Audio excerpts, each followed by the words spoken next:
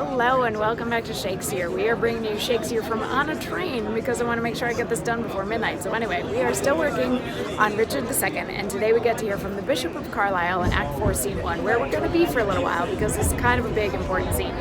And where we are just sort of in general, both King Richard and Henry Bolingbroke are back in England. And Richard, having to undo Bolingbroke's banishment, is now sort of in doubt of his ability to govern.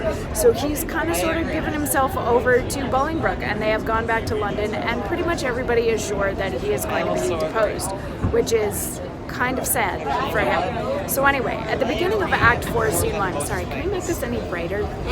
At the beginning of Act 4, Scene 1, we are sort of in court in London, and Bolingbroke is sort of presiding over this court as if he's king, and some charges are brought against the Duke of O'Merle where they accuse him of killing Gloucester, and he's like, no, and he throws down his gage in his honor, and then another guy comes forward and he's like, no, I know that you did, and he throws down his gage, and O'Merle's like, no, and it turns into like everybody's throwing down their gages to get at O'Merle until finally we're like, you know who could settle this is Mowbray.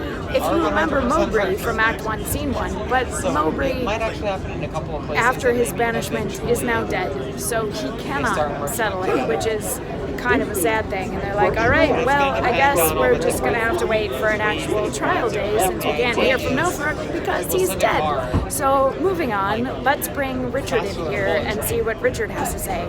And the Bishop of Carlisle stands up and says, Mary, heaven forbid. Worst in this royal presence may I speak, yet best beseeming me to speak the truth. Would God that any in this noble presence were enough noble to be upright judge of noble Richard. Then true nobleness would learn him forbearance from so foul a wrong. What subject can give sentence on his king, and who sits here that is not Richard's subject?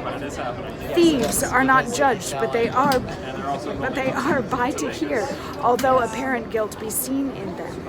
And shall the figure of God's majesty, his captain, steward, deputy elect, anointed, crowned, planted many years, be judged by subject and inferior breath, and he himself not present? Oh, forbear it, God, that in a Christian climate souls refined should show so heinous, black, obscene a deed. I speak to subjects, and a subject speaks, stirred up by heaven, thus boldly for his king.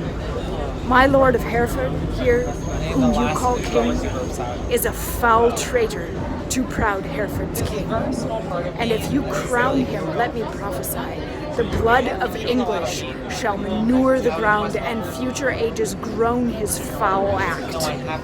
Peace shall go sleep with Turks and infidels, and in this seat of peace tumultuous wars shall kin with kin and kind with kind confound. Disorder, horror, fear, and mutiny shall here inhabit, and this land be called the field of Golgotha and dead men's skulls.